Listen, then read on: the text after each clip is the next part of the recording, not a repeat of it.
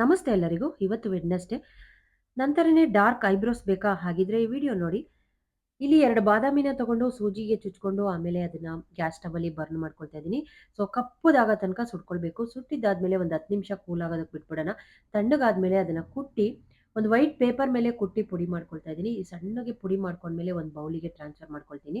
ಈ ಪುಡಿಗೆ ಒಂದು ವಿಟಮಿನ್ ಇ ಕ್ಯಾಪ್ಸೂಲ್ನ ಹಾಕೊಳ್ತಾ ಇದ್ದೀನಿ. ಇದಾದ್ಮೇಲೆ ಹರಳೆಣ್ಣೆ, ಕ್ಯಾಸ್ಟ್ರಾಲ್ ಆಯಿಲ್ ಅಂತೀವಲ್ವಾ, ಅದನ್ನ ಒಂದೆರಡು ಡ್ರಾಪ್ ಹಾಕೊಳ್ತೀನಿ. ಆಮೇಲೆ ಕೋಕೋನಟ್ ಆಯಿಲು ಒಂದೆರಡು ಡ್ರಾಪು, ಇದೆಲ್ಲದನ್ನು ಹಾಕಿ ಚೆನ್ನಾಗಿ ಮಿಕ್ಸ್ ಮಾಡ್ಕೊಳ್ಬೇಕು.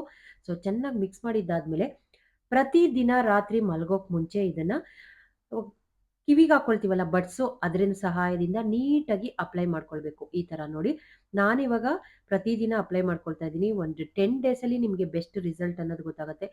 ಐಬ್ರೋಸ್ ಏನಾದ್ರು ಉದ್ರೋಗ್ತಾ ಇದ್ರೆ, ಆಲ್ಮೋಸ್ಟ್ ಉದ್ರೋಗಿದ್ರೆ ಅದು ಕೂಡ ಡಾರ್ಕ್ ಆಗುತ್ತೆ. ತುಂಬಾನೇ ಚೆನ್ನಾಗಿರುತ್ತೆ. ನೀವೆಲ್ಲರೂ ಒಂದ್ಸತಿ ಟ್ರೈ ಮಾಡಿ ಫ್ರೆಂಡ್ಸ್.